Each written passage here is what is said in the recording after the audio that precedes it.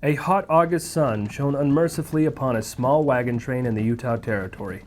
The date, August 28, 1889. Sweaty and tired, the group came to a stop at a lonely ranch in the depressingly named Skull Valley. The valley was empty except for a reservation located at its southern end, where lived members of the Goshute Indian tribe. Unlike the majority of the pioneers who immigrated to the western United States in the 19th century, these pioneers had not come from Europe, but rather the islands of the Pacific. All were members of the Church of Jesus Christ of Latter-day Saints, who had converted to the church many years before. They had left their idyllic island homes in order to participate in the gathering of the saints in the Utah Territory and to fulfill religious commitments in LDS temples. Until the late 1880s, the Hawaiian monarchy prevented most native Hawaiians from immigrating from the islands. Once the immigration ban was lifted, small groups traveled to the Utah Territory, along with missionaries returning home from the Hawaiian mission field. Upon arriving in the Utah Territory, the Hawaiians found themselves in the middle of a power struggle between the Mormons and the non-Mormons for political control of the territory. The United States government had seized LDS church assets and disenfranchised members for practicing or simply believing in polygamous marriage. The church encouraged Hawaiian members to become American citizens so they could vote in elections, but they were stopped after the Territorial Supreme Court ruled that citizenship could only be given to whites and blacks according to federal law. Not only did Hawaiian immigrants face political inequality, but suffered economically due to long periods of unemployment, and were also victims of fear and prejudice based on their race. It was a popular belief among Americans and Europeans throughout the 19th century that the Pacific peoples were lazy, immoral, and diseased. Lurid reports in newspapers told exaggerated stories of sex and cannibalism, as well as stoked fears of leprosy and its effects on the body. Americans especially were afraid of this disease. When larger groups of Hawaiians began arriving in Salt Lake and settled just north of the city, journalists took up the task of warning Salt Lake residents about the risks of leprosy.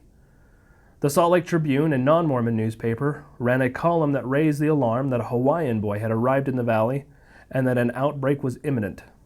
Quote, "We are not discussing this matter because these people who come here are Mormon converts. If they were Methodist or Baptist or Catholics or freethinkers, we should have the same objection. There is no plausible reason why the United States should suffer the danger of having an incurable and most loathsome disease planted in the heart of the Republic through bringing these people here. Moreover, it is frightfully cruel to the people themselves. They have all their lives been accustomed to a climate of perpetual summer. Half their food heretofore has been tropical fruits. They have never been accustomed to hard labor. To live here at all, they will have to bear the rigors of this climate. They will have to eat food to which they have never been accustomed, and they will have to work unceasingly. If the Mormon authorities have a particle of either humanity or common sense, they will stop this Kanaka immigration at once." End quote. Though the Hawaiians were fellow church members, many white Mormons also bore similar feelings of racial prejudice against the Hawaiians, and in doing so contributed to their impoverishment. The problem surrounding Hawaiian immigration came to a head in 1889 and forced the LDS Church to take decisive action. The church organized a committee made up of 3 Hawaiians and 3 whites who would serve missions in Hawaii to locate a suitable settlement for the islanders. The committee inspected properties for sale across northern Utah, but finally settled on the ranch of John T. Rich, who lived in Skull Valley in Tooele County, some 60 miles southwest of Salt Lake City. The church purchased the ranch along with all its livestock for $47,000 and created the Iosepa Agricultural and Stock Company. The Iosepa Agricultural and Stock Company was created to serve as a means of financial support for the Hawaiian settlers. The Hawaiians would be employed year-round by the company, where they would work the farms and ranches the company owned.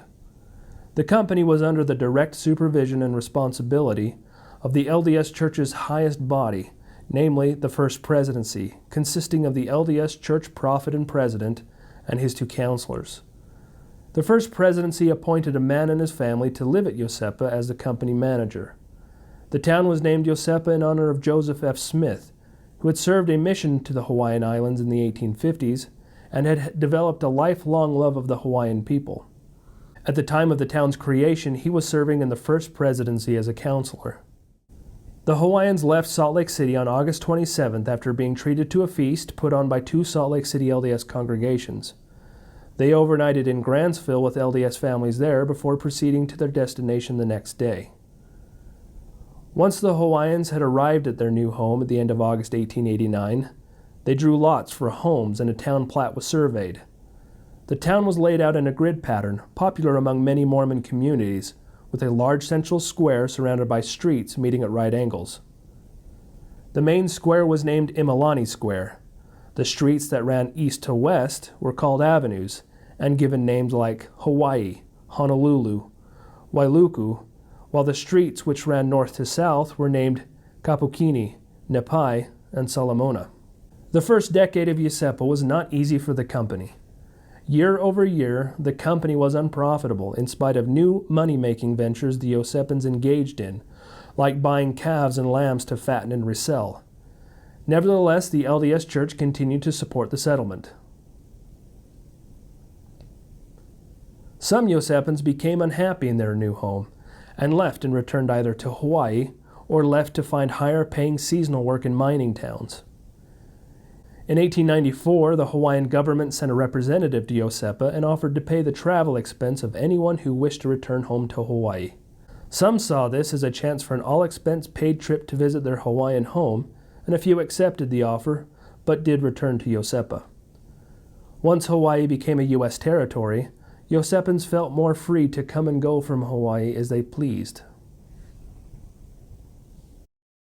Though the town was located in a largely arid valley, Iosepans benefited from many natural springs which bubbled in the valley center. They dug a large pond which they called Lake Kanaka, where they swam, picnicked, and raised carp. One record notes the skill the Hawaiians had at catching carp with their hands. They would hold their hands on each side of the fish and slowly run their fingers up the sides until they reached its gills. They would then hoist the fish out of the water by its gills. Thanks to irrigation techniques, the Iosepans also had large orchards of many hundreds of fruit trees. The Iosepans also worked hard to beautify the town. They planted ornamental shade trees and lined the streets with hardy yellow rose bushes, some of which survived the town by many decades. Houses were surrounded by green lawns, which were framed by neat concrete sidewalks. In 1907, the town was noted for its neatness and cleanliness, and a few of its residents won cash prizes for their properties. In 1908, the town's water system was modernized with fire hydrants, which now also meant that residents had ready access to good clean water. Iosepan culture remained closely tied to that of the islands. Though all students learned English in school, Hawaiian was the language of everyday life. Iosepans kept their culinary traditions as closely as they could, and made poi by mixing flour and cornstarch and allowing it to sour before pounding it flat. They also raised and roasted pigs, ate carp from the lake, and experimented with different kinds of algae as a substitute for seaweed. Corn husks replaced tea leaves as a wrapping for different dishes. Music was also an important part of town life, and Iosepa created a band of troubadours made up of young men in white suits who played various instruments. They were quite popular and toured different Utah towns performing their unique Hawaiian music. August 28th of each year was celebrated as Polynesian Pioneer Day. The celebration attracted people from Salt Lake, Grantsville, and the Goshute Reservation. The day was filled with a parade, speeches, races and games, as well as a big feast which usually included roasted pork, poi, fish, and fruit pies. Leprosy, sadly, did take the lives of 3 members of Iosepa between 1897 and 1901. Fear of infection caused the unfortunate 3 to spend much of their time in a small hospital that was constructed just for them. When they needed something, a flag was raised on a pole as a signal to the rest of the town, and one town member would see to their needs. After the last victim was buried, there were no more notable cases of leprosy in Iosepa. Other diseases plagued the town, and to some, it seemed the cemetery was growing faster than the town was. By 1915, the town must have looked like a paradise contrasted with the harsh climate of Skull Valley. The town was at last profitable, with the profits being reinvested into the company for further growth and improvements. No one could have known that by 1917 the town would be just a memory. In a church general conference in 1915, church president Joseph F. Smith announced that a temple would be built in Hawaii. The news excited some in the town to return to Hawaii to help build the temple as well as perform family history work there.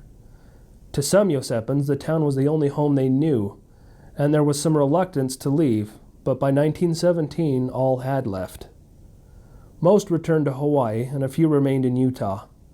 With no one left in the town, the company hired outside help for fall harvest, and the Iosepa Agricultural and Stock Company was over, and the church sold the property to the Deseret Land and Livestock Company for $150,000. Today, the town site and Lake Kanaka are owned by Ensign Ranches. Of the town site, there is nothing left but a few foundations and concrete sidewalks. Looking down upon the town site from the mountain, one can still make out where the streets once were. The cemetery is on federal land and is the site of a celebration of old Yosepan settlers each year over Memorial Day weekend. Pigs are roasted, there's dancing and singing, and an LDS service is held in the pavilion on Sunday. In 1989, the LDS Church erected a monument to Iosepa capped with a bust of a Hawaiian warrior. A clever and adventurous visitor may also be able to find a large boulder high on the mountain above the town, which bears perhaps the most unique petroglyphs in all of the western U.S. At some point during the settlement period, Yosepans climbed the mountain and carved tropical petroglyphs into the boulder. One can see a sea turtle, a whale, people on a sunny beach, and a man in an outrigger canoe. Why they are carved here is a matter of pure speculation, but they are a charming reminder of a unique group of people who settled here in the American West.